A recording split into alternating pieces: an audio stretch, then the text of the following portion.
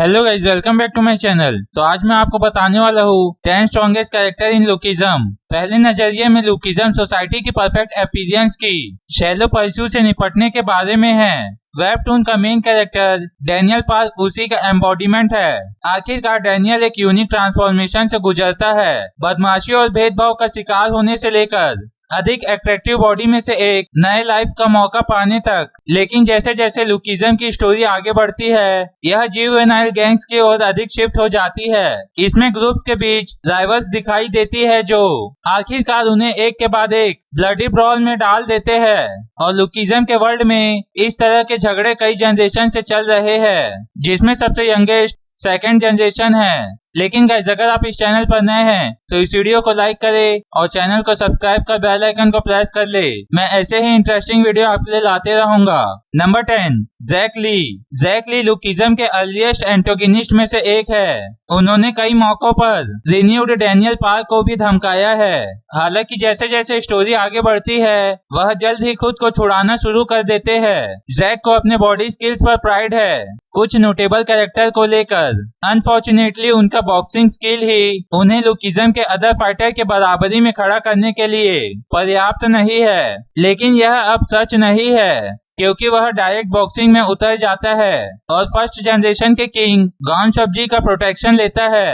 अपनी ट्रेनिंग के बाद जैक अब सबसे स्ट्रॉन्गेस्ट फाइटर के खिलाफ अपनी पकड़ बना सकता है। नंबर 9, जय होंग। जय होंग जे हाई स्कूल का एक अनदर स्टूडेंट है और डैनियल पार्क के सोसाइटी सर्कल का हिस्सा है। जय ने भले ही लुकिज्म में ज्यादा मैच नहीं लड़ी हो, लेकिन जो कुछ उन्होंने लड़े वे उन्होंने फाइटिंग एबिलिटीज को अच्छी तरह से शोकेस करता है। जय 2 फाइटिंग स्टाइल में माहिर है, सिस्टमा और कैली आर्नेस। सिस्टमा उसे हैंड टू हैंड कॉम्बैट में एक फॉर्मिडेबल अपोनेंट बनाता है जो ज्यादा वीकर अपोनेंट से निपटने के लिए पर्याप्त है। लेकिन जो चीज वास्तव में जय को एक टेरिफाइंग फाइटर बनाती है, वह वेपन को यूज करते टाइम उसकी एबिलिटी है। उसके कैली आर्नेस स्किल्स इतने घातक है कि जय उन एनिमीज के खिलाफ उनका यूज नहीं करेगा जिन्होंने मोटरसाइकिल हेलमेट नहीं पहना है। नंबर 8, विन जेन। लुकिज्म के शुरुआती हिस्सों के दौरान विन जेन ज्यादा दिखाई नहीं देता। वास्तव में झगड़े की स्टार्टिंग करने वाले व्यक्ति होने के बावजूद उन्हें कई मौकों पर मार पिटाई का सामना करना पड़ता है। हालांकि यह जल्द ही पता चला कि विन जेन स्कूल में अपने पार्क से बहुत दूर है। वह बहुत टेंटेड हुए सन ग्लास पहनता है, जिसकी विजिबिलिटी लगभग 0 होती है। ट्रेनिंग और ग्लासेस पर कूदने के बाद विन जेन सेकंड जनरेशन के सबसे स्ट्रॉन्गेस्ट मेंबर में से एक बन गया है। जूडो और कूडो पर उनकी मास्टरी उन्हें एक डेडली फाइटर बनाती है। इतना ही नहीं बल्कि उनके पास स्ट्रेंथ भी है जो उसे फुल ग्रो ट्री को उखाड़ने की परमिशन देती है। Number 7, Wesco. वेस्को लुकिज्म के सबसे प्रोमिनेंट कैरेक्टर में से एक रहा है। वह बर्न नकल्स का लीडर है, जिसके मोस्ट मेंबर्स वेस्को द्वारा डिफीटेड और रिक्रूट किए गए क्रिमिनल्स है। वेस्को की फाइटिंग स्टाइल उनके मॉन्स्टर स्ट्रेंथ पर रिलायंस करती है। हालांकि इसे म्यू थाई द्वारा और भी कॉम्प्लीमेंट किया जाता है, क्योंकि वह ब्लैक ड्रैग की तरह ट्रेनिंग लेता है। अपने हार्श ट्रेनिंग से लौटने के बाद वेस्को मैंडियोक बैंग नामक मॉन्स्टर को पीछे ढकेलने के लिए इंगेज के स्ट्रॉन्ग पंचेस मार सकता है। उन्होंने बागडायर के कई फॉर्मिडेबल स्किल्स में भी मास्टरी हासिल कर ली है, जिनमें से कुछ उन्होंने अभी भी नहीं दिखाई है। वेस्को का एकमात्र डाउनफॉल उसके इंटेलिजेंसी की कमी है। Number 6, Jerry Quan. Jerry Quan Jack Kim का राइट हैंड और सेकंड इन कमांड है। वह एक ह्यूज फ्रेम का दावा करता है और अपने दम पर एनिमीज की भीड़ को संभालने के लिए इनफ स्ट्रॉन्ग है। फाइटिंग के दौरान जेरी ज्यादातर अपने फिजिकल एबिलिटी पर रिलायंस रहता है और यह उसके अपोनेंट को संभालने के लिए काफी है। लेकिन गन से हारने के बाद वह अपनी टेक्निक की कमी को पूरा करने के लिए बॉक्सिंग में उतरता है, जिससे उसकी फाइटिंग की एबिलिटी बढ़ती है। यहाँ तक कि एक बार यह भी कहा गया है कि जेरी सीक्रेटली रूप से जैक से अधिक स्ट्रॉन्ग है। हालांकि जैक की पावर अप के बाद यह अब वैलिड नहीं है। Number 5, Samuel CO.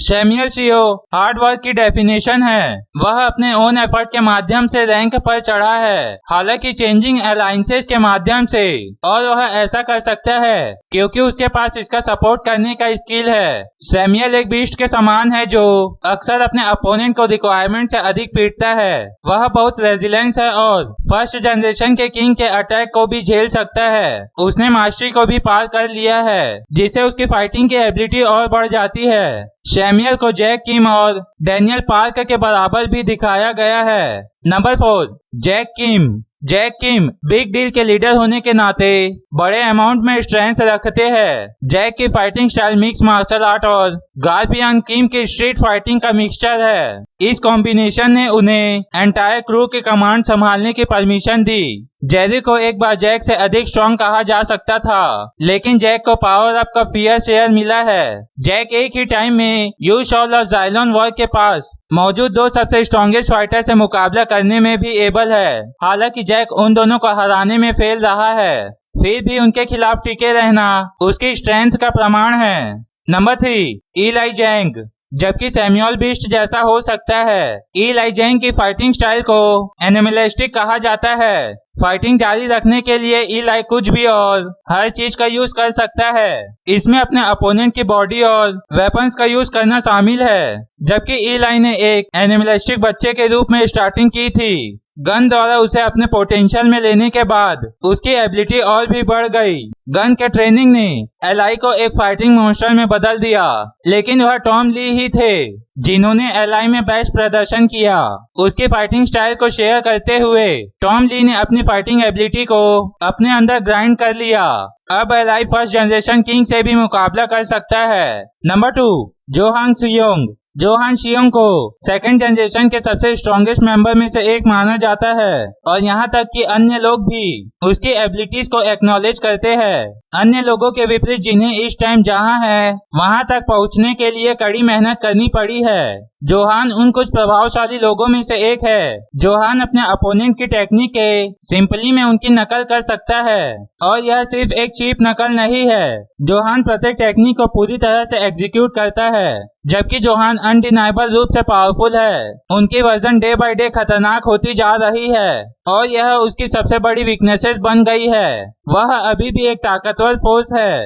Number 1, Daniel park. Lookism के मेन कैरेक्टर के रूप में यह सरप्राइजिंग की बात नहीं है कि डैनियल पार्क सेकंड जनरेशन के टॉप पर है। वह 2 बॉडीज पर कमांड करता है, जिनमें से दोनों ही लड़ने वाले प्रतिभाएं हैं। जोहान की तरह डैनियल केवल टेक्निक के कॉन्टैक्ट के माध्यम से उनकी कॉपी कर सकता है।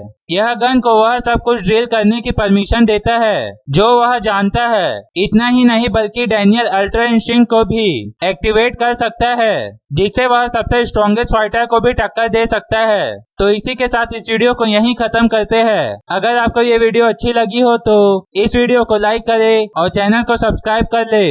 मैं मिलता हूँ आपको नेक्स्ट वीडियो में। तब तक के लिए good bye and take care.